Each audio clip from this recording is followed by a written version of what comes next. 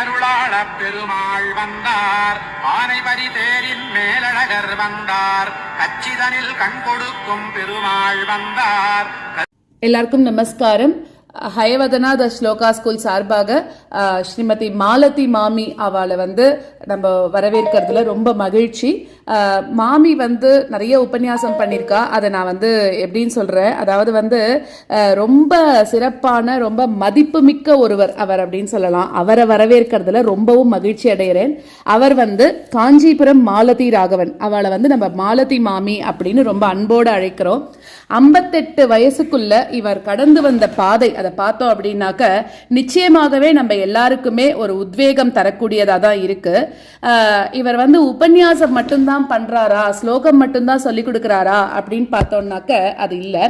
கல்வியில இவரோட ஈடுபாடு ஆரம்பத்திலேயே தெரிஞ்சிருக்கு நம்மளுக்கு. என்னன்னாக்க பிஎஸ்சி கெமிஸ்ட்ரி அப்படின்னு சொல்லக்கூடிய அறிவியல் துறையில பட்டம் பெற்ற இவர் அதுக்கு பின்னாடி அவளுக்கு பிடிச்ச அந்த பாதையில, அதாவது தமிழ், ஹிந்தி, சமஸ்கிருதம் இந்த மாதிரி இருக்கக்கூடிய 3 மொழிகள்லையுமே எம்ஏ பட்டம் பெற்று அதுக்கப்புறம் பிஎட் பட்டமும் பெற்று ஒரு ஸ்கூல்ல ஒரு டீச்சராக வேலை பார்த்து அப்புறமா அவர் ரிட்டையர்மெண்ட் வாங்கிட்டு இருக்கார். இதுல ஆனா ஸ்கூல்ல இருந்து தான் அவளுக்கு ஓய்வு கிடைச்சிருக்கே தவிர அவ அந்த ஓய்வு அப்படிங்கறத அவ அந்த இடத்துல ஒரு ஃபுல் ஸ்டாப் வச்சு நிறுத்திடல.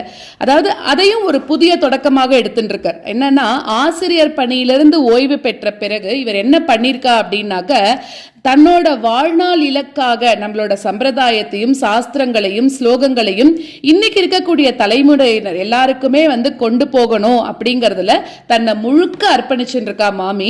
அதாவது யார் வேணாலும் ஸ்லோகம் சொல்லி தரலாம் அப்படின்னு இல்லாம இவ சொல்லி கொடுத்தா அந்த ஸ்லோகம் நன்னா இருக்கும், அதுல நம்மளுக்கு நிறைய விஷயங்கள் தெரியும் அப்படிங்கறதுல எடுத்துக்காட்டு இந்த மாமி.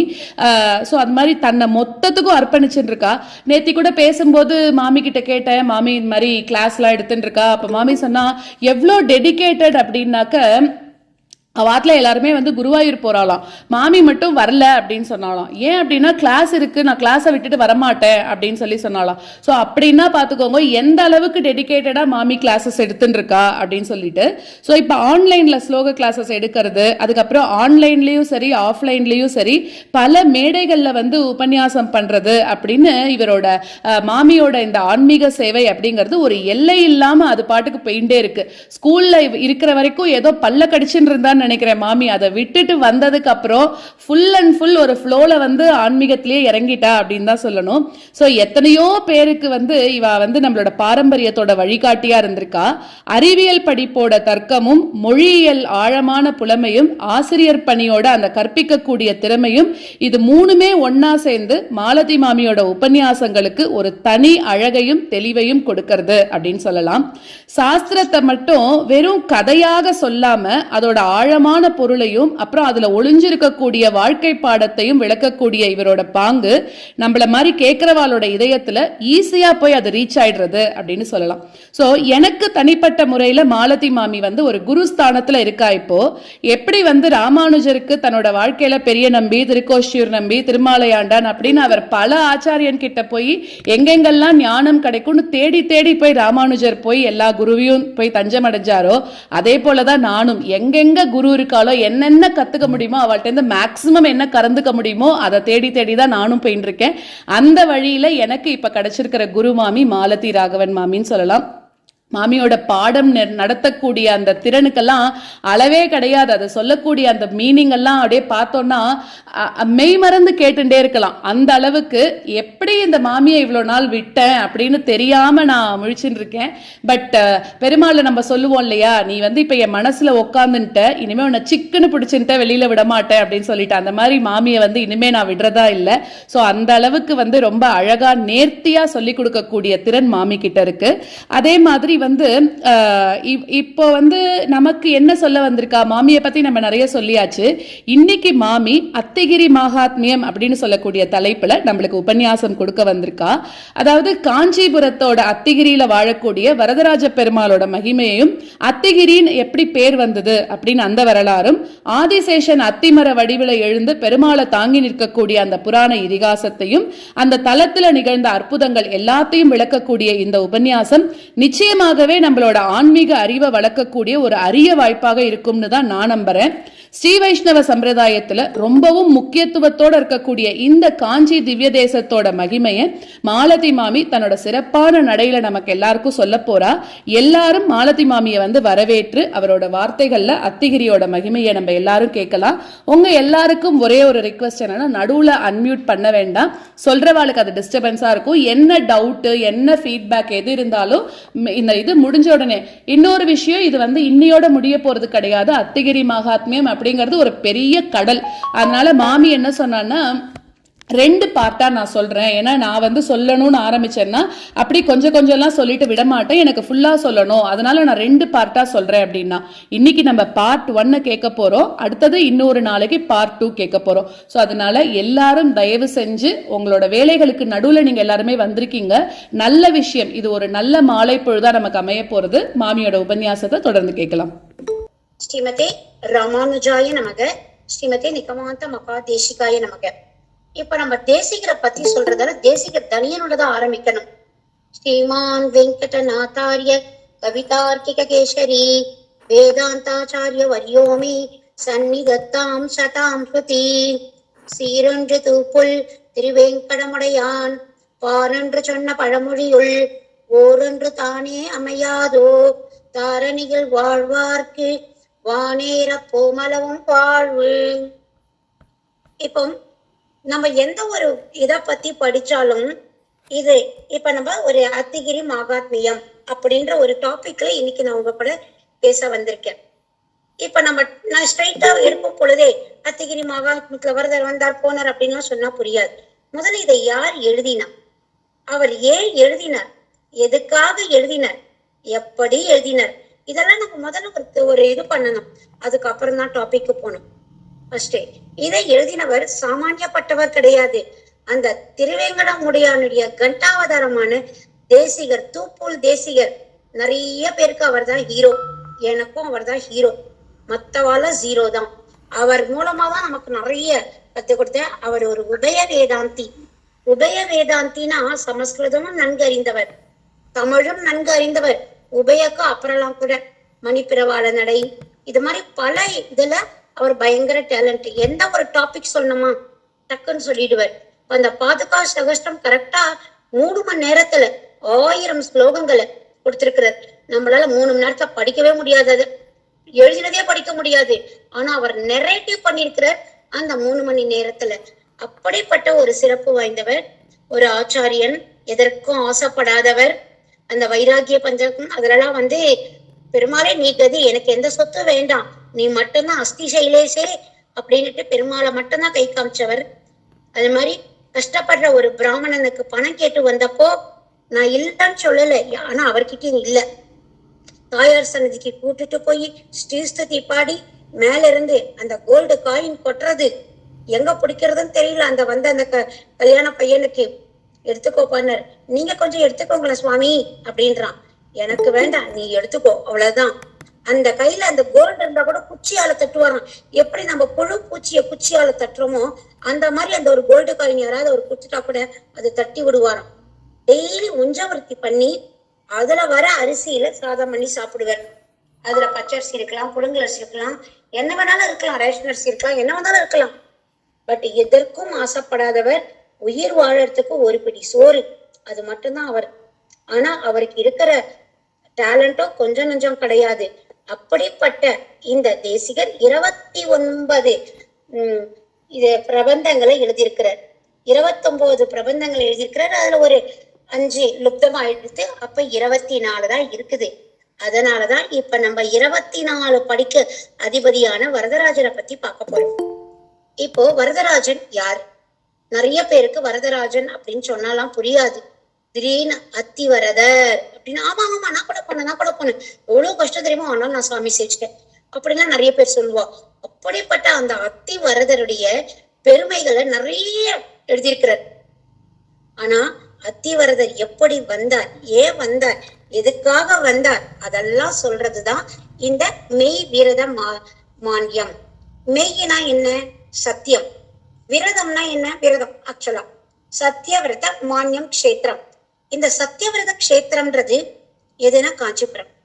அதனால ஐ எம் கேப்பபிள், என்னால இந்த சத்தியவிரத கஷேத்திரத்தை பத்தி, மெய்விரத மானியத்தை பத்தி என்னால உங்க கூட எனக்கு தெரிஞ்சதை ஷேர் பண்ணிக்க முடியும். ஏன்னா என் பர்த்டே இங்கதான். எனக்கு கிட்டத்தட்ட 58 வருஷம் நான் இங்கதான் இருக்கேன். நடுவுல வேணா கொஞ்சம் விவரம் தெரிஞ்ச ஒரு 5 வயசுல இருந்து வரதர் வரதர் வரதர். ஸ்ரீரங்கம் போனாலும் வரதர் தான் வரும், திருப்பதி போனாலும் வரதர் தான் வரும். எனக்கு எங்க போனாலும் வரதா தான். ஈவன் போற வழியில எதுவான ஒரு கோவில், ஏதோ தக்காரி கோவில், அஷ்டபஜம் கோவில் வரதா தான் வரும். ஏன்னா அந்த அளவு எங்க கூட ஒன்றி போயிட்டு எல்லாருக்குமே அப்படிதான். இப்ப ஜனனி கூட சரி ரங்கா தான் வரும். அடுத்து எல்லாருமே அவாவாளுடைய தெய்வங்கள் அவாவாளுக்கு ரொம்ப பிரீத்தி. பட் மத்த தெய்வங்கள் வேண்டாம்னு சொல்லல. இப்ப நாளைக்கு குருவாயூர் போனா அங்க குருவாயூரப்பா எண்டே குருவாயூரப்பா சொல்ல வேண்டியதுதான். பத்மநாபர் கோயில் போனா அங்க அனந்த பத்மநாபா ஆதிகேசவா அப்படின்னு சொல்ல வேண்டியதுதான். ஆனா வரதர்னாலே ஒரு ஸ்பெஷல்.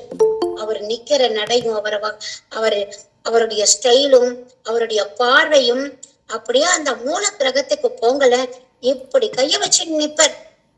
ஆனா அவர் பேரு வரதர். வரதாஸ்தம்னா எப்படி இருக்கணும்? கொடுக்கறது தானே வரதாஸ்தம்.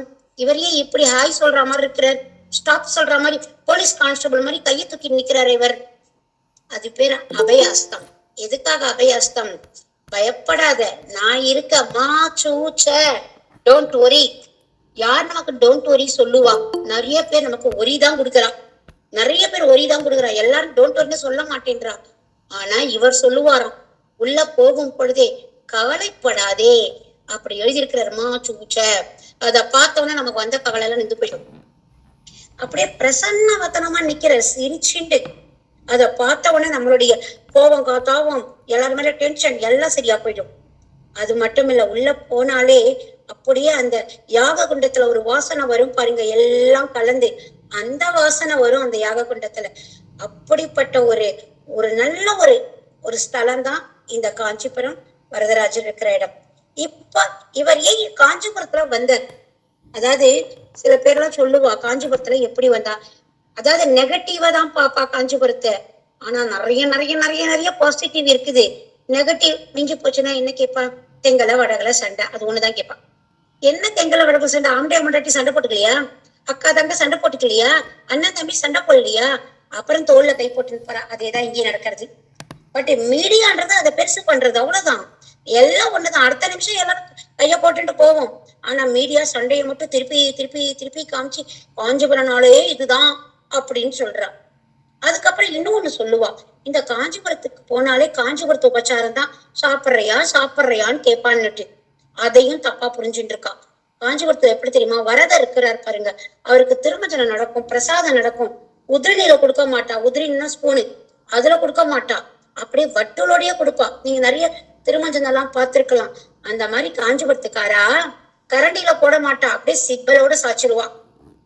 அப்படியே எடுத்துன்னு வந்து ஸ்பூன்ல போட மாட்டா, அப்படியே சாச்சிடுவா. அப்படிப்பட்ட பரந்த மனசுக்காக காஞ்சிபுரத்து உபச்சாரம்னு சொல்றா. இதுதான் காஞ்சிபுரத்து உபச்சாரம். நீங்க தப்பா மீடியா சொல்ல நீங்க புரிஞ்சுக்கிறீங்க. ஆனா உண்மையான இதுதான். எங்க வடகளையும் தங்களையும் சண்டை எல்லாம் கிடையாது, சும்மா ஒரு வாக்குவாதம், அவ்வளவுதான். அந்த வாக்குவாதம் முடிஞ்ச பிறகு அவாத்துக்கு இவா போவா, இவாத்துக்கு அவ வருவா. அது ஒண்ணும் பெரிய பிரச்சனையே இல்லை. ஆனா மீடியா அதை ரொம்ப பில்டப் பண்றது. அந்த மாதிரி காஞ்சிபுரத்து உபச்சாரம்ன்றது, அதாவது வரதா அப்படின்னா இதோ வந்துட்டேன் அப்படின்னு வானா, இதோ வந்துட்டேன். என்ன நீ கூப்பிட்ட? என்ன நீ வரதா? எனக்கு ஒரு 1 லட்சம் பணம் வேணும். வரதா? 1 லட்சமா? நான் உனக்கு ஒரு 50-60 லட்சம் கொடுக்கலாம்னு நினைச்சேன். நீ அல்பமா 1 லட்சம் கேக்குறியே அப்படின்னு மனசுல நினைச்சு பாறான். அதனால வரதான்னு சொன்னா போதும், அண்டர்ஸ்டாண்ட், நமக்கு என்ன வேண்டது அவர் புரிஞ்சுப்பார். அதுக்கு டபுள் த்ரிபிள் அப்படிதான் கொடுப்பார். அதாவது ஒரு தடவை சொன்னா 100 தடவை சொன்னா மாதிரி ரஜினி சொன்னான். ஆனா ஒரு தடவை சொன்னா 1000 தடவை பண்ணா மாதிரி இந்த சத்தியவிரத கஷேத்திரம். ரஜினிக்கெல்லாம் யார் கத்து கொடுத்தா? இங்க இருந்துதான் கத்து கொடுத்தா அவெல்லாம். இது சத்தியவிரத கஷேத்திரம். 1 ரூபாய் நீங்க தானம் பண்ணீங்கன்னா 1000 ரூபாய் தானம் பண்ண மாதிரி. ஒரு புண்ணியம், ஒருத்தருக்கு ஒரு சாதம் போட்டீங்கன்னா 1000 பேருக்கு சாதம் போட்ட மாதிரி. இதோ இந்த கோவில் இப்ப இங்க இருக்க பாருங்க, இப்ப கோவில் திறந்திருப்பா, போய் சேவிங்க அப்படின்னு சொன்னா 1000 பேருக்கு வழி காமிச்ச புண்ணியம். அதே மாதிரி பாவங்கள் ஒண்ணு பண்ணா ஒண்ணுதான். நல்லது பண்ணாதான் இன்க்ரீஸ் ஆகும், கெட்டது பண்ணா அதேதான். ஏன்னா நம்ம சத்தியவிரத கஷேத்திரத்துல இருக்கோமே, அதனால இங்க எல்லாமே சத்தியம்தான், இங்க எல்லாமே நியாயம்தான். இங்க அப்படிப்பட்ட இந்த கஷேத்திரத்தை பத்தி இப்போ தேசிகர் என்ன சொல்லியிருக்கிறார், ஜஸ்ட் இந்த 1 hour 2 hourல நம்மளால முடிக்க முடியாது. நம்ம எல்லாருமே நல்லா பேசுறவா கொள்றவா, ஒரு 1 hourல போய் வரதரை அடக்கிட முடியுமா நம்மளால? 2 hours 3 hours முடியுமா? ஆனாலும் முடிஞ்ச வரைக்கும் எனக்கு தெரிஞ்சத சின்ன சின்ன விஷயங்களை உங்க கூட நானு ஷேர் பண்ணிக்கிறேன், அவ்வளவுதான். எத்தனையோ பிரகஸ்பதிகள்லாம் பண்ணியிருக்கா, அத்திகிரி மகாத்மியம், மெய்விரத மான்யம், பெரிய பெரிய பிரகஸ்பதி எல்லாம் பண்ணியிருக்கா. ஆனா எனக்கு தெரிஞ்ச விஷயங்களை உங்க கூட நான் சின்ன சின்ன விஷயங்களா இதை ஷேர் பண்ணிக்கிறேன். முதல்ல இவரை கவிதார்த்திக சிம்மம்னு சொல்லுவா தேசிகரை. சிம்மம்னா என்ன? சிங்கிளா தான் இருக்கும். அந்த மாதிரி தேசிகர் சிங்கிளா தான் இருப்பார். அவருடைய வார்த்தை நடை அழகு இருக்கு பாருங்க, அது சமஸ்கிருதம் ஆகட்டும் தமிழ் ஆகட்டும் அவ்வளவு அழகா இருக்கும். அம்புலி வேண்டிய பாலகனை போல், குழந்தைக்கு சாதம் ஊட்டுனா நிலாவை காமிச்சு அம்மா சாதம் ஊட்டுவா.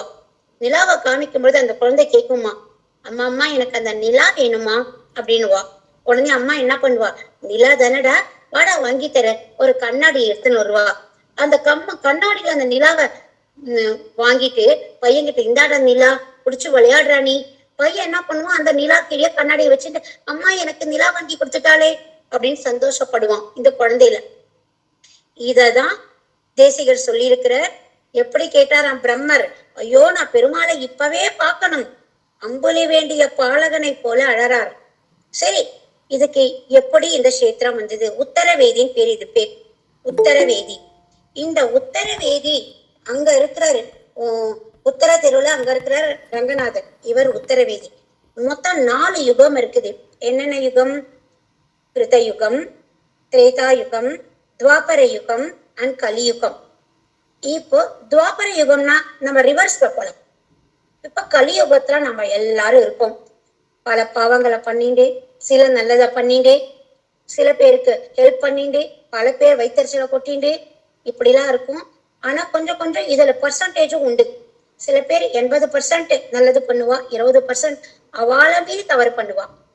சில பேர் 70% நல்லது பண்ணுவா, 30% தவறுகள் பண்ணலாம். தெரிஞ்ச ஒரு 10, தெரியாம ஒரு 20. சில பேரு பிடிவாதமா நான் தப்பேதான் பண்ணுவேன்றா, அவளால ஒண்ணும் பண்ண முடியாது, அவளை இந்த சத் சங்கத்துக்கு வரவும் மாட்டான். அதனால நம்ம கஷ்டப்பட வேண்டாம். ஆனா பெருமாளை நம்ம நினைக்க நினைக்க நினைக்க நமக்கு சத் சங்கம் வளரும். அந்த 80 85 ஆகும், 85 90 ஆகும், 90 95 ஆகும். நம்மளுடைய குட் தாட்ஸ் ஏறும்.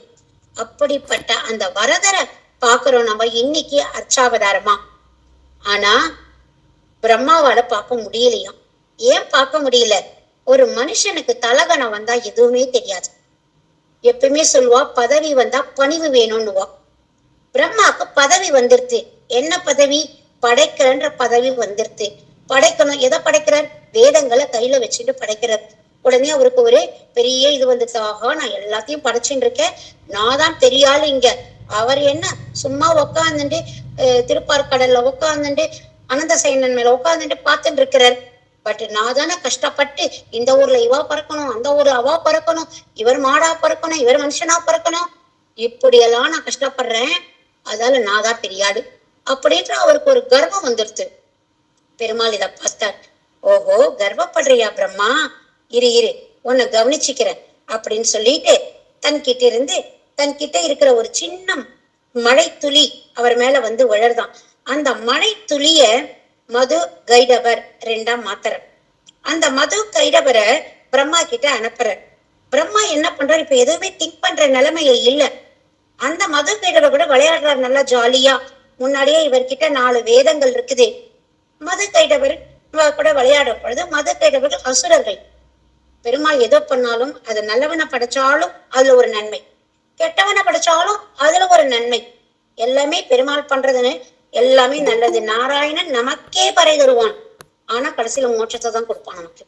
அப்படிப்பட்ட அவர் என்ன பண்ற, இந்த மத கைடவர் கூட விளையாடும் பொழுது அந்த மத கைடவரை ஏமாத்தி வேதங்களை தூக்கிட்டு போய் இதெல்லாம் கிருத்த யுகத்துல வருது. இந்த யுகத்துக்கெல்லாம் முன்னாடியானவர் அவர். எப்படி கிருஷ்ணர் துவாபர யுகத்துல பிறந்தார், அதுக்கும் முன்னாடி திரேதா யுகத்துல ராமன், அதுக்கும் முன்னாடி கிருத்த யுகம். சோ இந்த கிருத்த யுகத்துல நடந்த இந்த விஷயம்தான் இது. அப்ப 3 யுகத்துக்கும் முன் யுகம். இப்ப இந்த வரதர் தோன்றிய யுகம். ரங்கநாதருக்கே இவர் பெரியவர். அமுதனுக்கே இவர் பெரியவர். அப்படிப்பட்ட அந்த யுகத்துல தோன்றி இந்த சின்ன கதை. அதுக்கப்புறமா நம்ம ஸ்லோகத்தை பார்க்கலாம். அவர் கொண்டு போய் வேதங்களை இந்த மது கைடவர் தூக்கிட்டு போய் கடலுக்குள்ள போய் வச்சிடுறான். இவருக்கு கிடைக்க வேலை. அப்புறம் பெருமாள் என்ன பண்றாரு, ஹயக்ரீவ அவதாரம் எடுத்துட்டு அந்த மது கைடவரை அழிச்சு அந்த வேதங்களை திருப்பி பிரம்மனுக்கு கொடுக்கறான். கொடுத்துட்டு என்ன தெரியுமா சொல்றாராம், பிரம்மா எப்பயுமே பணிவு வேணும், பிரம்மா ரொம்ப பண்ணக்கூடாது அப்படின்னு அதாவது அவர் நேர பார்த்து சொல்லலையாம், ஸ்ட்ரைட்டா பார்த்து சொல்லல. அவருடைய குரல் மட்டும் கேட்கறது, வேதத்தை கொடுத்துட்டு அவர் போயிட்டார். அவர் காட்சி கொடுக்கல. அப்போ பிரம்மாக்கு ரொம்ப கஷ்டமாயிடுது. ஐயோ, ஒரு அப்பா பாத்தியா எனக்கு காட்சி கொடுக்காம போயிட்டாரு பாத்தியா அப்படின்னு சொல்லிட்டு அவர் என்ன பண்றார், தியானம் பண்றார், யோகம் பண்றார், என்னென்னமோ பண்றார். அப்பா கூட அவர் காட்சியே கொடுக்கல. ஏன்னா என்னைக்கா இருந்தாலும் பையன் திருந்தணும்னுட்டு அப்பாக்கு என்னைக்குமே இருக்கும்.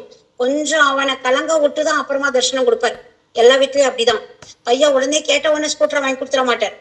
அவன் கொஞ்சம் கேட்கட்டும், அவனுக்கு கொஞ்சம் அது அருமை தெரியட்டும், அது அருமை புரியட்டும் அப்படின்னு நினைப்பார். அந்த மாதிரி பெருமாள் அவனுக்கு காட்சியே கொடுக்கல. என்ன பண்றதுன்னு தெரியல. இவர் ரொம்ப அழுதுட்டு இருக்கிறார். என்ன பண்ண, பெருமாளை எப்படியாவது பார்க்கணும், நான் பெரிய தப்பு பண்ணிட்டேன், நான் அகங்காரத்துல ஆடிட்டேன், எனக்கு பணிவு இல்லாம போயிடுச்சு, பதவி வந்த உடனே என்னென்னமோ சொல்லி புலம்புறார். ஆனாலும் அவரால் ஒண்ணுமே பண்ண முடியல. அப்ப திடீர்னுட்டு உடனே என்ன பண்றாரு, தவம் பண்றாரு. தவம் பண்ணா அந்த இடத்துல பலனும் இல்லை. திடீர்னுட்டு பூஜை பண்றார், அர்ச்சனை பண்றார், அதுக்கும் பலன் இல்லை. அந்த நேரத்துல ஒரு அசரீரி ஒலிக்கிறது. அசரீரி என்ன தெரியுமா ஒலிக்கிறது, நீ போய் ஒரு யாகம் செய். அதுவும் எந்த இடத்துல, 7 கடல் தாண்டி 7 மலை தாண்டி அதுக்கப்புறமா பாரதம்னு ஒண்ணு வரும். அந்த பாரதத்துல நீ போய் முதல்ல ஒரு யாகத்தை பண்ணு அப்படின்னு சொல்றாரு. அப்புறம் பாரதத்துல போய் எங்க பண்ணலான்னு பாரத தேடி தேடி தேடி வர. அப்போ அந்த அசரீரியே சொல்றது, இங்க பார், சத்தியதல ஜனம் மகா ஸ்வர்க புவர் பூலோக இத்தனை இருக்குது. அந்த பூலோகத்துல நீ ஆரம்பி. அந்த பூலோகத்துல சத்தியவிரத கஷேத்திரம்னு ஒரு இடம் இருக்கும். அந்த சத்தியவிரத கஷேத்திரத்துல நீ போய் உன்னுடைய யாகத்தை ஆரம்பி. ஆனா நீ பண்ண பாவத்துக்கு 1000 அஸ்வமேத யாகம் பண்ணணும். ஆனா இந்த இடத்துல நீ பண்ணா 1 பண்ணா போதும். அதாவது 1+1 தான் காம்பவுண்டுவா. இவர் 1+1000 சொல்லிட்டார். நீ 1 பண்ணிட்டா 999 உனக்கு ப்ராஃபிட் வந்துடும். அதனால இந்த இடத்துல பண்ணு, இதுல இந்த உத்தரவேதி காஞ்சிபுரம்ன்ற இடத்துல பண்ணு அப்படின்னு ஒரு ஆகாசவாணி ஒரு குரல் கொடுக்கறது. உடனே இவர் என்ன பண்றாரு, தேடிண்டு ஓடி வர்றாரு. இடத்த இங்க பாக்குறாரு, அங்க பாக்குறாரு. அவர் இருக்கிற டென்ஷன்லயும் பதட்டத்திலையும் இடத்த அவரால் கண்டுபிடிக்கவே முடியல. எங்கன்னே தெரியல. பாரதத்தை பார்த்தா அவர் மனசு எங்கேயோ போகுது. எங்க இருக்கு பாரதம்? ஐயோ பாரதம் இதனுடைய சவுத் சைட்ல இருக்குதே இந்த சத்தியவிரத கஷேத்திரம் தேடுறாரு. அதாவது பெருமாளா இருந்தா கூட சரி, எப்பயுமே அவசரத்துல யோசிச்சா ஒண்ணுமே புரியாது. பிரம்மா இத்தனைக்கும் எல்லாருக்கும் தலையெழுத்தை எழுதுறவர், இன்னைக்கு அவர் தலையெழுத்த வருகிறான்னு தெரியல. ஒரு குழப்பத்துல நிக்கிற, எது கரெக்ட் எதுன்னு தெரியல.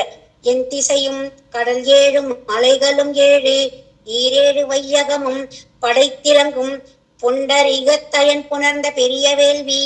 அந்த அயன்னா இந்த பிரம்மா பெரிய யாகத்தை பண்ற. புனிதனரும் போக்கியத்தை உவந்து தொண்டை என்னும் மண்டலத்தின், அந்த காஞ்சிபுரம் தொண்டை மண்டலம், அந்த காஞ்சிபுரத்துல நடுவில் பாரில் தூணிலம் மெய் விரதத்து தோன்றி நின்ற, அங்க சத்தியமா இந்த சத்தியவிரதத்துல பெருமாள் வருவாருன்னு நினைச்சிட்டு அந்த இடத்த சீர்படுத்துறாரு. அப்ப இது எப்படி இருந்தது, காடா இருந்தது, ஒண்ணுமே தெரியல, என்ன இருக்கு ஏது இருக்குன்னு ஒண்ணுமே புரியல. அவர் தேடி தேடி தேடி பாக்குற, ஒண்ணுமே கிடைக்கல. உடனே விஸ்வகர்மாவை கூப்பிடுறார். விஸ்வகர்மா, நான் இந்த இடத்துல யாகம் பண்ண விரும்புறேன். சோ இந்த யாகத்துக்கு பெரிய முனிவர்கள், ரிஷிகள், தேவர்கள் எல்லாரும் வருவா. சோ அவளுக்கு ஏத்த மாதிரி வசதியா, இப்ப நம்ம ஒரு கல்யாணத்துக்கு எவ்வளவு அரேஞ்ச் பண்றோம், கல்யாணத்துக்கு அவளுக்கு ரூம் வேணுமா, இவாளுக்கு ரூம் வேணுமா, இவாளுக்கு ரிசர்வேஷன் வேணுமா, இவாளுக்கு காஃபி வேணுமா, அவளுக்கு டீ வேணுமா, டிஃபனா, இதெல்லாம் கேட்டு கேட்டு நம்மளுடைய சொந்தக்காரர்களுக்கு பண்றோம். பிரம்மா பண்ற யாகமாச்ச கொஞ்சமா நஞ்சமா. அப்போ எல்லா விஸ்வகர்மா கூப்பிடுறது பாரு, நல்லா பெருசா அகலமா இருக்கணும். நல்ல எல்லாரும் பாக்குற மாதிரி நல்ல அந்த என்ன சொல்வாது கிரில் மாதிரி இருக்குமே, லாஃப்ட் மாதிரி திருப்பதியில எல்லாம் கூட ஸ்டெப் பை ஸ்டெப்பா இருக்கும். அந்த மாதிரி நல்லா படிக்கட்டா இருக்கணும். எத்தனை பேர் வந்தாலும் தங்கணும், எத்தனை பேர் வந்தாலும் தாங்கணும். இது மட்டும் இல்லாம யாகம் பண்றதால நிறைய புகையெல்லாம் வரும். சோ நிறைய மரங்கள் எல்லாம் நட்டு வைக்கணும். சோ விஸ்வகர்மா என்ன பண்ணிட்டார், பிளான் போட்டார். அவர் தான் பெரிய சிவில் இன்ஜினியர் ஆச்சே. சரி பிளான் போட்டார். ஓகே, இந்த இடம் இருக்குது, நல்லா கிட்டத்தட்ட ஒரு 200 அடி அகலமா, நடுவுல ஒரு மண்டபம், அந்த மண்டபத்துல ஒரு யாகம் பண்ணிக்கலாம். ஓகே, இந்த பக்கம் ஒரு 100 வீடு, அந்த பக்கம் 100 வீடு. இன்னைக்கும் காஞ்சிபுரத்தை வந்து பாருங்க, எப்படி இருக்கும் பாருங்க. அந்த சன்னதி தெரு அவ்வளவு அகலமா இருக்கும். இன்னைக்கு இது கொஞ்சம் குறுக்கிட்டா, பட் இதுக்கு முன்னாடி இருக்கும்போது அது இன்னும் அகலமா இருக்கும். இன்னைக்கும் தேரோடும் திருவீதி, அந்த ராஜவீதி இன்னைக்கு அவ்வளவு பெரிய தேர் ஓடும். நடுவுல இப்பதான் சென்ட்ரல் மெரிடியன் போட்டிருக்காங்கன்னா உற்சவம் வந்தா எடுத்துருவாங்க. அப்படிப்பட்ட அந்த தேரோடும் வீதியில இந்த விஸ்வகர்மா படைச்ச ஊர் தான் இந்த காஞ்சிபுரம். அவ்வளவு இது. இந்த சன்னதி தெருவுல அந்த வீடெல்லாம் ஒவ்வொன்றும் எப்படி இருக்குமான்னு கேட்டா, அதுவே ஃபர்ஸ்ட் ஃப்ளோருக்கு போற மாதிரி இருக்கும். வீடு ஃபர்ஸ்ட் ஃப்ளோர், அதை 10 படிக்கட்டு இருக்கும். சரி, இதுக்கெல்லாம் எங்கிருந்து கட்டியிருப்பார் விஸ்வகர்மா? இன்னைக்கும் திருவீதி பள்ளம்னு ஒரு தெரு இருக்குது காஞ்சிபுரத்துல. திருவீதி பள்ளம் அங்க இருக்கு. அந்த இடம் மணல் மேடா இருந்தது. அந்த மணலை கொட்டி இந்த சன்னதி தெருவை கட்டினாராம். அதான் அது பள்ளம் ஆயிடுத்தான். எதுக்காக பள்ளமாச்சு? திருவீதி சன்னதிய, பெருமாளுடைய சன்னதி தெரு வசத்துக்காக இந்த இடத்த அவர் சின்னதாயிட்டாராம். இன்னைக்கும் திருவீதி பள்ளம். அதனால வருஷத்துக்கு ஒரு நாள் போய் பெருமாளே அங்கேயே போய், எனக்காக மண்ணு கொடுத்தியே, எனக்காக நீ உன்னுடைய மண்ணெல்லாம் வாரி கொடுத்தேன்னு ஒரு நன்றி சொல்லிட்டு வருவார் வருஷத்துல ஒரு நாள். அப்படிப்பட்ட அந்த விஸ்வகர்மா அந்த தெருக்களா அவ்வளவு அழகா அனுப்பிச்சிருக்கிறார். இத பார்த்த உடனே பிரம்மாவுக்கு ரொம்ப சந்தோஷமா எடுத்து, ஆஹா, நம்ம யாகம் பண்றதுக்கு நல்ல இடம் அமைஞ்சிட்டே, ரொம்ப சூப்பரா எடுத்தே அப்படின்ற. அப்போ அவருடைய குரு பிரகஸ்பதி வரார். பிரகஸ்பதி வந்தவன சொல்ற, எல்லாம் கரெக்ட் நீ பண்றது, இப்போ யாகம் பண்ணணும்னா மனைவி வேணுமே. உடனே பிரம்மாக்கு ஒரு பிளாஷ்பேக். ஐயோ, ஆமா இல்ல, நம்ம ஒய்ஃப் எங்க போனா? முன்னாடி ஒரு பிரச்சனை வந்தது தர்பார்ல. அப்ப என்ன வந்தது, நிறைய பேர் வந்து இருக்கிறதுலே எந்த தெய்வம் சாத்வீகமான தெய்வம் அப்படின்னு ஒரு போட்டி வந்தது. அப்போ இந்த பிரம்மா வாய மூடின்னு இருக்கலாம்ல, வாய மூடின்னு இருக்கலாமா? லட்சுமி, சரஸ்வதி, பார்வதி இல்ல கங்கை வாய மூடிட்டு இருக்கலாமே. அவர் நம்ம வாயில் சமைக்க சனீஸ்வரம் வந்துடும். அவர் என்ன சொல்லிட்டார், அவர் நாராயணன் விஷ்ணு பத்தினியான லட்சுமி தேவி தான் சாத்வீக பத்தினி, சாத்வீக தெய்வம்னு சொல்லிட்டார். இத பார்த்த உடனே சரஸ்வதிக்கு கோபம் வந்துருது. அடாட, நம்மள பக்கத்துல வச்சுட்டே இவர் பேச்சுக்கு கூட நம்ம பேரை சொல்லாம, பேச்சுக்கு கூட நம்மள ஒரு லுக்கு விடாம, இன்னைக்கும் நம்மாத்துக்காரர் அது மாதிரி ஏடா கூட பண்ணுவார். நம்ம என்ன பண்றோம், வாய மூடிட்டு தான் இருப்போம். ஆனா சரஸ்வதிக்கு கோபம் வந்துருது. சரி, வாய மூடிட்டு இருக்கா. சரி, ஒரு தப்பே ஓகே, நீங்க உங்களுக்கு 3 தப்பு வரைக்கும் ரைட்ஸ் உண்டு, 3வது தப்பு பண்ணா நான் ஓடி போயிடுவேன் அப்படின்னு சொல்லிட்டு மனசுக்குள்ளேயே உருகிட்டு இருக்கா, பண்ணிட்டு இருக்கா. சரி, இது போயிடுச்சு. பிரம்மா பாக்குறாரு, என்ன சரஸ்வதி ஒரே உருன்னு இருக்கா, என்ன பிரச்சனைனே தெரியலையே, இவளை எப்படி சமாதானப்படுத்தலாம், எப்படி இவளை கன்வின்ஸ் பண்ணலாம் அப்படின்லாம் நினைக்கிறார். அப்போ இன்னொரு பிரச்சனை ஓடி வருது பாருங்க. இதுல என்ன சொல்ற, நதிகளில் எது சிறந்த நதி அப்படின்னு ஒரு டிபேட். ஏன்னா இந்த இந்திரபுரியில சொர்க்கத்துல இருக்கிறவங்களுக்குலாம் அப்பப்ப டிபேட் வரும். கேள்வி பிறந்தாதான் ஞானம் பிறக்கும், கேள்வி பிறந்தாதான் வழி பிறக்கும், கேள்வி பிறந்தாதான் எதுவுமே கிடைக்கும் அப்படின்ற கோட்பாடுதான் அவ இருக்கிறவா. உடனே என்ன பண்ற, அப்போ இந்த ஒரு கேள்வி வருது, எந்த நதி சிறந்த நதி அப்படின்னு சொல்லிட்டு, காவேரியா அதுவா இதுவா என்னென்னமோ போறா. சரஸ்வதியா, காவேரியா, இல்லைன்னா யமுனாவா, கங்கையா, அப்படி இப்படின்னு போறார். இவர் கம்னு இருக்கலாம்ல பிரம்மா. மத்தவாலாம் எல்லாரும் தன்னுடைய இதை வந்து சொல்றா, தன்னுடைய ஐடியாவை சொல்லிட்டு இருக்கா, தன்னுடைய ஆன்சரை சொல்லிட்டு இருக்கா. பிரம்மா வாய மூடிட்டு இருந்தா பிரச்சனையே இருந்திருக்காது. அதான் சொன்னேனே, நம்ம வாயிலதான் பெரியவாளுக்கும் சனீஸ்வரன், நமக்கும் அதேதான். இவர் என்ன சொன்னார், பெருமாளுடைய காலடியில் இருந்து வர அந்த கங்கை தான் புனித நதின்னு சொல்லிட்டார். இத பார்த்தா சரஸ்வதிக்கு அவ்வளவு கோபம் வந்துருது. ஐயோ, இந்த மனுஷனுக்கு சான்ஸ் கொடுத்தா கூட யூட்டிலைஸ் பண்ணிக்காம என்னை இப்படி வெறுப்பேத்துறார் அப்படின்னு சொல்லிட்டு, சரி அம்மாவத்துக்கு போலாமான்னு யோசிக்கிறார்.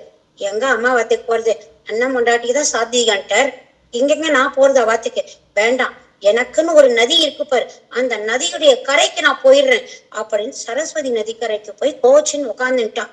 ஓரமா உம்முன்னு உட்கார்ந்துட்டு இருக்கா, மனசுல புகஞ்சுட்டு இருக்கா. இப்பதான் ஞாபகம் வருது பிரம்மாக்கு. இது வரைக்கும் அவர் ஜாலியா பொண்டாட்டி ஊருக்கு போயிட்டான்னு ஜாலியா இருந்திருக்கிறார். இப்ப யாகம் பண்ணும் போதுதான் அவருக்கு ஞாபகம் வருது பொண்டாட்டி வேணுன்றது. இது வரைக்கும் அவருக்கு அது ஒரு பெருசா தெரியல. ஓகே, நம்ம இஷ்டத்துக்கு இருந்துட்டு சாப்பிட்டு ஜாலியா இருக்கலாம், அப்ப வரும்போது வரட்டும், எங்க போப்பறா இங்கதானே வருவா அப்படின்லாம் அவர் நினைச்சிட்டு இருக்கிறாரு. ஆனா கடைசியில அவ வரவே இல்லை.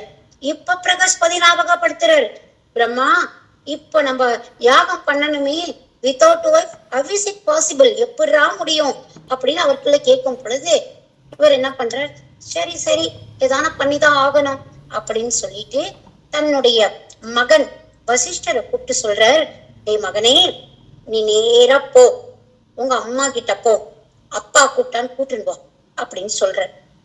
அதாவது என்ன சொல்ற, நேரா போய் அப்பா கூட்டா போய் உடனே போய் கூட்டின்னு போ அப்படின்னு சொல்ற. பையனே என்ன பண்றான், ஐயோ இவா 2 பேரும் சண்டை போடுறா, என்ன இங்க இப்படி படுத்துறாளே அப்படின்னு சொல்லிட்டு கஷ்டப்பட்டு அங்க போற. அப்பா கிட்ட போயிட்டு போற. அங்க போனா அம்மா கேக்குறார், எதுக்கடா இங்க வந்திருக்கேன் அப்படின்னு கேட்கிறார். இததான் நம்ம மெய்விரதமானித்த சொல்வார், சடக்கன நீ போய், நம்ம சொன்னோம்ல சட்டுன்னு போ அப்படின்னுட்டு, சட்டுன்னு போய் பட்டுன்னு வா அப்படின்னு சொல்ற மாதிரி சடக்கன சாமங்கள் தீர்வதற்குள், சீக்கிரம் லேட் ஆகிறதுக்குள்ள சடக்குன்னு போ அப்படின்னு போற. அம்மா கிட்ட கேட்கிறார், அம்மா வாமா, அப்பா ஒரு பெரிய யாகம் பண்ண போறாமா, பிளீஸ்மா வாமா. ஏண்டா உங்க அப்பா அனுப்பிச்சால உன்ன? அம்மா இல்லம்மா, நானே தாம்மா வந்தேன். ஏன் உன்னை சொல்லி அனுப்புறது கூட உங்க அப்பாக்கு முடியாதா? பையனா இருக்கே நீ வந்துட்டியா, இப்படி போனா அப்படின்வா, அப்படி போனா இப்படின்வா. அப்பா சொல்லி அனுப்பிச்சாரான்னு சண்டைக்கு வந்தா, இப்ப என்ன கேக்குறா, இப்ப என்ன கேக்குறா, உங்க அப்பா சொல்லலையா, நீயா தான் வந்தியா? அவருக்கு எங்க புத்தி, அவருக்கு என்ன மட்டம் தட்டுறதேதான் புத்தி அவருக்கு அப்படின்னுட்டு கிண்டல் பண்றான். என்ன மட்டம் தட்டுறதேதான் புத்தி. இல்லம்மா அப்பா தாம்மா சொல்லி அனுப்பிச்சா. அதான பார்த்தேன், அப்பா சொல்லி அனுப்பிச்சா. சரி, அவரை வேணா யாகம் இங்க வந்து பண்ண சொல்லு, இப்பதான் அவருக்கு பொண்டாட்டி அருமை தெரிஞ்சுதாக்கும். அதாவது அந்த காலத்திலேயே ஆண்டியா பொண்டாட்டி சண்டை உண்டு, அந்த காலத்திலேயே அந்த ஈகோ உண்டு, இன்னைக்கு மட்டும் இல்ல அன்னைக்கே உண்டு. வந்து இங்க வந்து பண்ண சொல்லு, இவ்வளோ பெரிய சரஸ்வதி இருக்குது, இங்க வந்து பண்ண சொல்லு. இல்லம்மா ஆகாஷவாணி சொல்லிட்டுமா. என்னது அடுத்த பொண்ணா ஆகாஷவாணி? அப்ப நான் தான் அது, அப்ப மட்டும் நான் வேணுமா? சரஸ்வதி அப்ப மட்டும் உனக்கு வேணும் சொல்றதுக்கு, ஆனா உங்க அப்பா வந்து போனா போறது வந்து கூட்டம்லாம் போக முடியாது, நான் வரமாட்டேன்னு போய் சொல்லு உங்க அப்பா கிட்ட அப்படின்னுட்டு திருத்தி அனுப்பிடுறான். பையனும் என்ன பண்றான், சரின்னு சொல்லிட்டு வந்துடுறான். என்னடா அம்மா இது வேணான்னு சொல்லிட்டாலே அப்படின்னு சொல்லிட்டு ரொம்ப ஃபீல் பண்ணிட்டு அப்பா கிட்ட வந்து சொல்றான், அப்பா அம்மா ரொம்ப கோவமா இருக்காப்பா அப்படின்ற. பிரகஸ்பதி கிட்ட திருப்பியும் போய் கேட்கிற, என்ன பண்ணலாம், இந்த மாதிரி மாட்டேன்னு சொல்றாளவோ என்ன பண்ணலான்னு. சரி பிரகஸ்பதி சொல்ற, இப்ப அவளே வரலன்ட்டான். ஏன்னா சாஸ்திரத்திலே சொல்லியிருக்கிறது, தேவையில்லாம அதாவது ஒரு மனைவி கோவப்பட்டா சண்டை போட்டா அவளை விடலாம், தேவையில்லாமல் காரணம் இல்லாமல். இப்ப அனுப்பி இருக்கிறார், போயிட்டு வந்தா தன்னை யாகம் பண்ண போறோம், பெருமாள் ஆவிர்வகிக்க போறோம், வாமான்லாம் எவ்வளவோ சொல்லி இருக்கிறார்.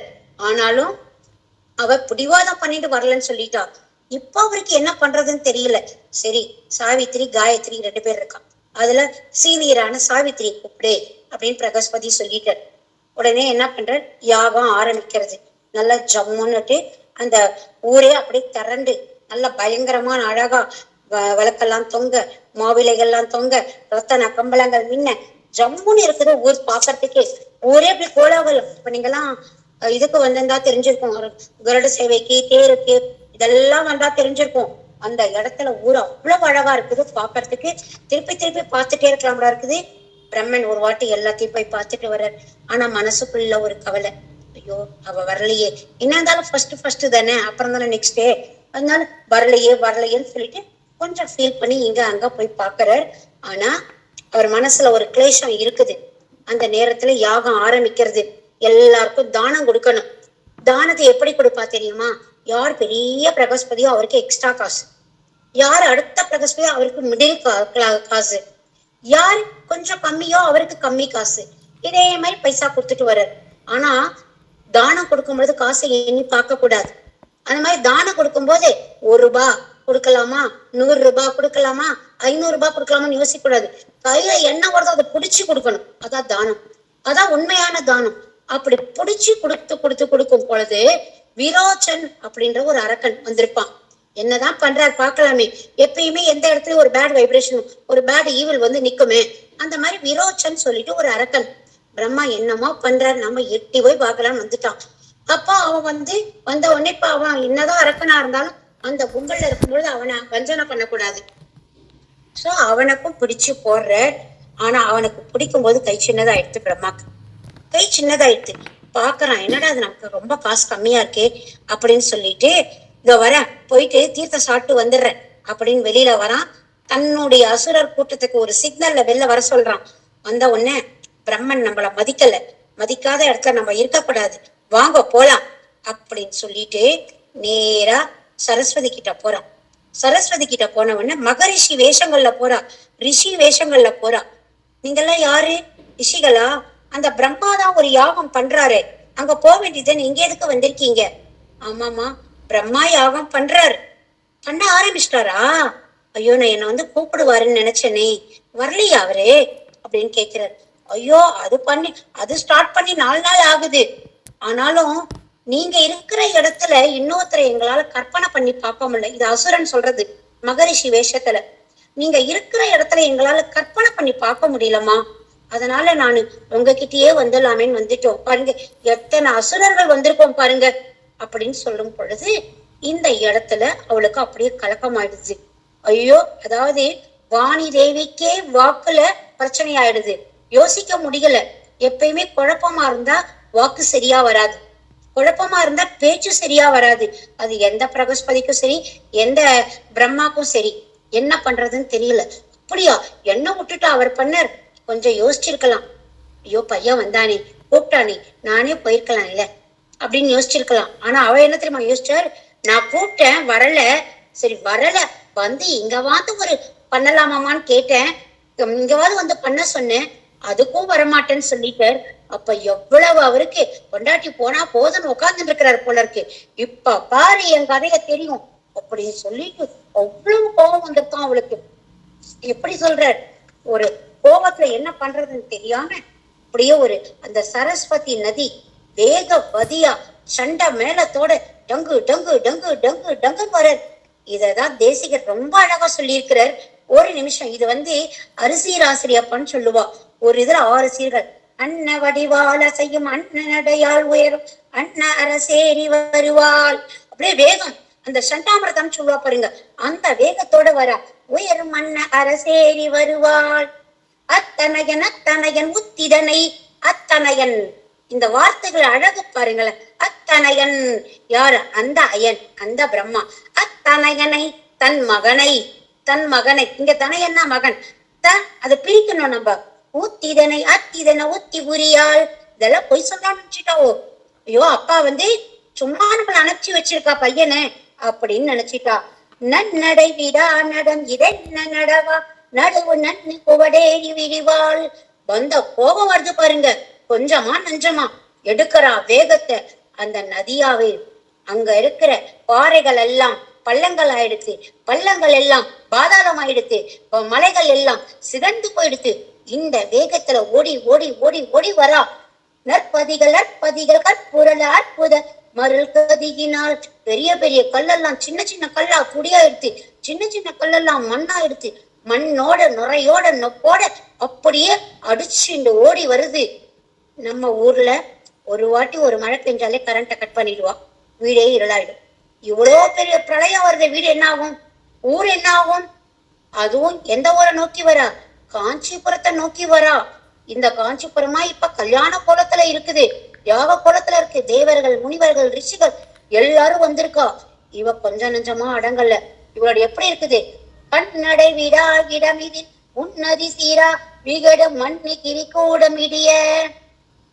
பெரிய பெரிய மண் பாறைகள் எல்லாம் இடிய இடிய இடிய ஓடி வரா.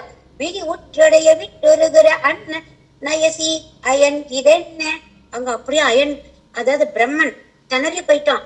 முதல்ல வாடிமான் கூட்டேன், வந்தாளா? வரலையே. இப்போ இந்த மாதிரி வேகம் பண்றாளே, அவருக்கு கோபம் வரக்கூடாது. கோபம் வந்தாலும் அடக்கிக்கணும். ஏன்னா யாகம் பண்றவன் கோபத்தை காமிக்க கூடாது.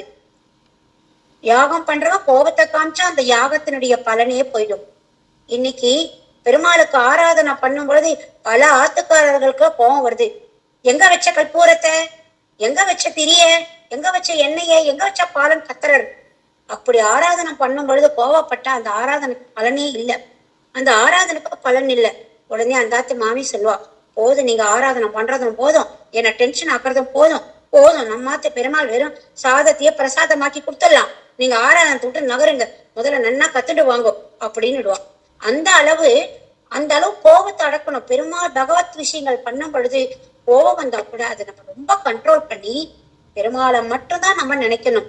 ஆனா இவர் என்ன பண்றா, இப்போ இந்த இடத்துல அந்த வேகத்தோட அவ வர வர வர வர அச்சுதனான தனுவில திசை வர தகைய அற்றணுகினாள். அப்படியே ஊரே இருட்டாயிடுத்து. அங்க இருக்கிற ரிஷிவர்கள் முனிவர்கள் எல்லாம் துண்டக்கானம் துணியக்கானம் மேல ஏறி உக்காந்துக்கிற, அங்கங்க எங்க தான் அடிச்சுட்டு போயிட போறோம்னு பயம். இப்பதானே பிரளயம் வந்தது, இப்பதானே வேதங்களை எடுத்து கொடுத்தார் பெருமாள் அந்த பிரம்மனுக்கு. இந்த பிரம்மன் கர்வத்தம் இல்லாம இருந்தா நம்ம இப்படி கஷ்டப்படலாமா அப்படின்னு நினைச்சுட்டு அப்படியே உட்கார்ந்துட்டார். என்ன பண்றா, கீழே உட்கார முடியல, ஏன்னா அடிக்கிறதே. அதனால டப்பு டப்புன்னு அவாவா பெரிய பெரிய மாளிகைகள் அங்க மேல ஏறி போய் உட்காந்துட்டான். இந்த இடத்துல திடீர்னு சரஸ்வதியுடைய வேகம் கம்மியாயிடுச்சு. அப்படியே ஊரே இருட்டாயிடுச்சு. சரஸ்வதிக்கே இப்ப கண்ணு தெரியல. இன்னைக்கும் இந்த ஊர்ல வேகவதின்னு இருக்குது, ஆனா நதிய காணோம். நிறைய தெருக்கள் இருக்குது. வேகவதி சந்து தெரு, வேகவதி முதல் தெரு, வேகவதி முடியும் தெரு, அப்படிலாம் இருக்குதே தவிர ஆனா வேகவதிய காணோம். எல்லாரும் மண்ணள்ளி கல்லள்ளி இன்னைக்கு ஒண்ணும் இல்லாம போயிடுது இந்த இது. ஆனா வேகவதி எப்படி வந்தா, முதல்ல திவ்ய பிரகாசர் உடனே வெளிச்சத்தை கொடுத்தார். வெளிச்சம் இல்லாம நாடே இருட்டா கிடக்கிறதே இந்த காஞ்சிபுரமே வெளிச்சத்தை கொடுத்தார். யாருக்காவது ரங்கநாதன் எவ்வளவு பேர் கேட்டிருக்கலாம், மகர குடைக்காதன் என்னென்னமா பேர் கேட்பான் நம்ம, சீனிவாசன், கோவிந்தன், விஜயராகவன், வீரராகவன், இது மாதிரிலாம் கேட்போம். யாராவது இந்த திவ்ய பிரகாசர் கேள்விப்பட்டிருக்கீங்களா? தீப பிரகாசர், திவ்யத்தை விடுங்க, திவ்யம் அப்புறமா சேர்த்துக்கலாம் நம்ம. திவ்ய பிரகாசர்னு சொல்லுவா காஞ்சிபுரத்துல. ஆனா தீப பிரகாசர் தான் அவர் வந்த இடம். எப்படி தெரியுமா, இன்னைக்கும் அவருக்கு இடத்துக்கு போனா நம்மளுடைய கஷ்டங்கள்லாம் தீருமா. யாருக்காவது ஏதாவது பிரச்சனைகள்னா அங்க போய் விளக்கு போட்டுடணுமா. தீப பிரகாசர் கிட்ட தீபத்தை போட்டுட்டா நம்மளுடைய பிரச்சனைகள்லாம் பட்டுன்னு போயிடுமா. இன்னைக்கு பிரம்மாவுடைய பிரச்சனைக்கு முதல் தீர்வு தீப பிரகாசர். முதல் பிரச்சனை என்ன, நாடு இருட்டாயிடுத்து. யாகத்துல தடங்கள் வந்தா தடங்கள் வந்துட்டே இருக்கும், தடங்கள் வராம பாத்துக்கணும்.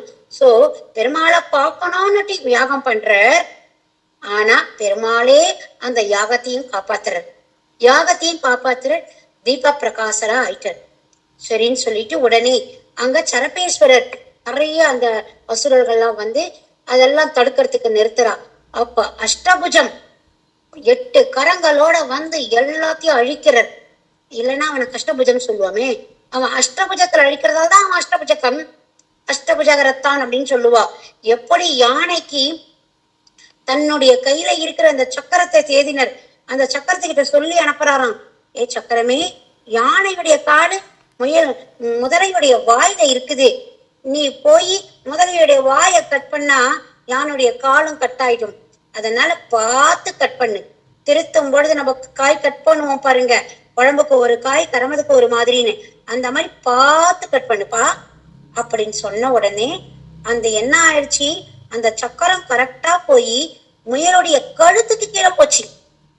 முதலுடைய வாய்க்கு போகல, கழுத்துக்கு கீழே போன உடனே வாய் பிளந்துருத்து, யானையுடைய கால் வெளில வந்துருது. அப்படி அந்த பெரும் பக்தனுக்கு பிரச்சனைனா ஓடோடி வந்துருவான். இப்ப பிரம்மன் பக்தனும் சரி மகனும் சரி விட முடியுமா? உறவாயுது.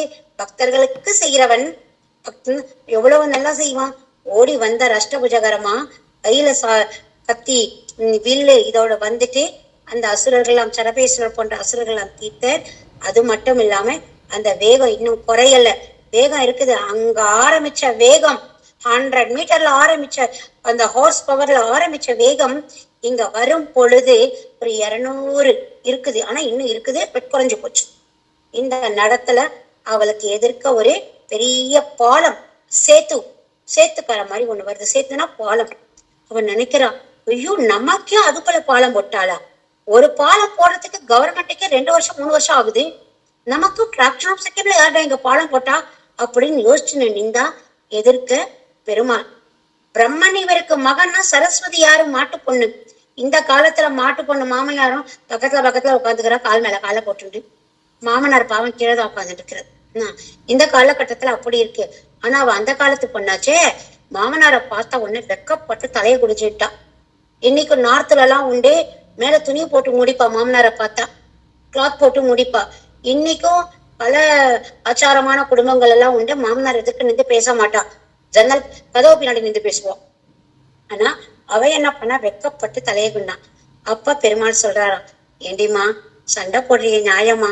ஈகோ தேவையா உனக்கு? ஆண்டே மண்டாட்டி விட்டு கொடுக்க வேண்டாமா?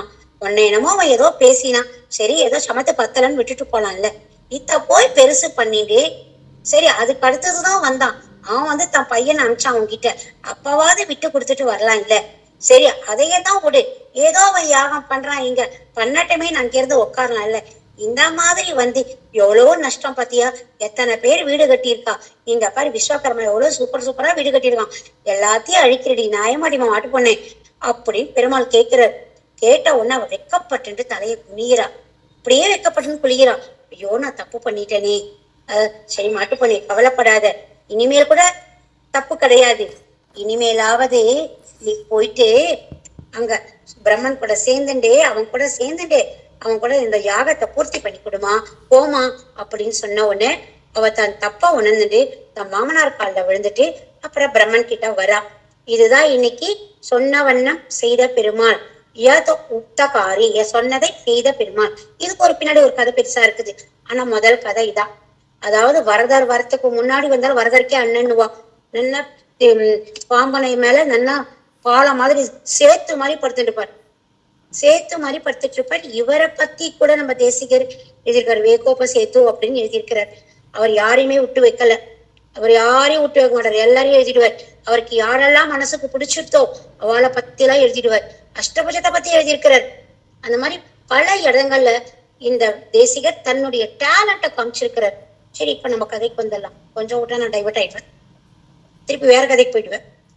அதுக்கப்புறம் மெயின் பார்ட்டுக்கு வரது கொஞ்சம் எடுத்துட்டு வரணும். இந்த மாதிரி இருக்கும் பொழுது சரஸ்வதி அவர் கூட உக்காந்துட்டு என்ன பண்றா, இப்போ யாகத்தை பண்ண ஆரம்பிக்க போறா. யாகத்துல எவ்வளவு தெரியுமா, பொன்கள் மணிகள் நல்ல வஸ்திரங்கள் எல்லாம் எடுத்து கொட்டுறா. திடீர்னு சொல்லிட்டு ஒரு ஒரு ஒரு பிளாஷ், எல்லாரும் சந்தோஷமா இருக்கா, எல்லாரும் ஆரவாரமா இருக்கா. ஐயோ, பெருமாள் வரப்போறாரு. நல்லா திகுன்னு யாக குண்டங்கள் அங்கங்க இருக்குது. பிரகஸ்பதி ஒரு பக்கம், இன்னொரு பக்கம் பல பிரகஸ்பதி உப தலைவர்கள் ஒரு பக்கம், எல்லாம் நடக்கிறது. இந்த நேரத்துல அது ஒரு சித்திரை மாசம், நல்ல வெயில். காஞ்சிபுரம் நாளை வெயிலுக்கு கொஞ்சமா நெஞ்சமா கேட்க வேண்டிய அவசியம் இல்லை. நல்ல சித்திரை மாசம், நல்ல இந்த சுக்ல பட்சத்துல நடக்கிறது. சதுர்தசியாம் 14வது நாள். நாளைக்கு நியூ முண்டே, அதாவது வந்து பௌர்ணமி நாளைக்கு. இந்த இடத்துல 14வது நாள் சதுர்தசியாம் திதி. அஸ்த நட்சத்திரே, அஸ்தத்துல பிறந்தவன் அஸ்தகிரின்னு கூட சொல்லலாம். அஸ்தத்துல பிறந்த அஸ்தகிரி. அடுத்து ரவிவாரே, ஞாயிற்றுக்கிழமை. இந்த இடத்துல வபாஹோமே, வபானா குதிரை, அஸ்வமேக யாகத்துல பிரவர்த்தித்தே உள்ள வராராம். அந்த மாதிரி ஜம்முன்னு வரார். எப்படி வரார் தெரியுமா? அப்படி அவரை பார்த்தவா எல்லாரும் அப்படியே பார்த்துட்டு இருக்கா. அப்படி திரும்பி பார்க்க முடியல. இப்ப வரதர் வந்துட்டார். அவர் எப்படி வராதுன்றத நான் அடுத்த கிளாஸ்ல உங்களுக்கு சொல்றேன். அடுத்த உபன்யாசத்துல நான் உங்களுக்கு இத பத்தி சொல்லுவேன். இப்போ இந்த இடத்துல சில முக்கியமான விஷயங்கள் எல்லாம் நம்ம சொல்ல வேண்டியதா இருக்குது. எப்படின்னு கேட்டா, இந்த அம்புலி வேண்டிய பாலகனை போல அப்படின்னு அந்த பிரம்மா அழுதாரு பாருங்க. அதுக்கு தேசிகருடைய கருத்துகள் பாருங்க. பம்பவேள் போதமர் மாதழுகந்த அம்மா நிதியை தன் பலமே கொண்டே தானே பெருமாளை பார்த்தலாம்னு நினைச்சாராம். காண கருதிய தாமரையோன், ஒரு பக்கம் அயன்றார், ஒரு பக்கம் தாமரையோன்றார். முன்பல குற்றத்து வல்வினை மொய்க்க. நிறைய நம்ம தப்பு பண்ணிட்டோம். இப்ப முகிர்மதியாய் இன்னைக்கு கொஞ்சம் புத்தி வந்துருத்து. அம்புலி வேண்டிய அந்த சந்திரன் எனக்கு வேணும் குழந்தை கேட்கிற மாதிரி இவர் கேட்கிறாராம். பெருமாள் நான் உன்னை பார்த்துடணும், அப்பா நான் உன்னை பார்க்கணும். அழறாராம். இந்த மாதிரி பல இடங்கள்ல இந்த தேசிகத்தை நீங்க படிச்சு பாத்தீங்கன்னா, அதுவும் நான் சொன்ன இந்த கருத்துக்களை வச்சு படிச்சு பார்க்கும் பொழுது உங்களுக்கு ரொம்பவே நல்லா புரியும், நல்லாவும் இருக்கும். இதுல யாருக்காவது எதனா சந்தேகங்கள் வந்தா கேட்கலாம்.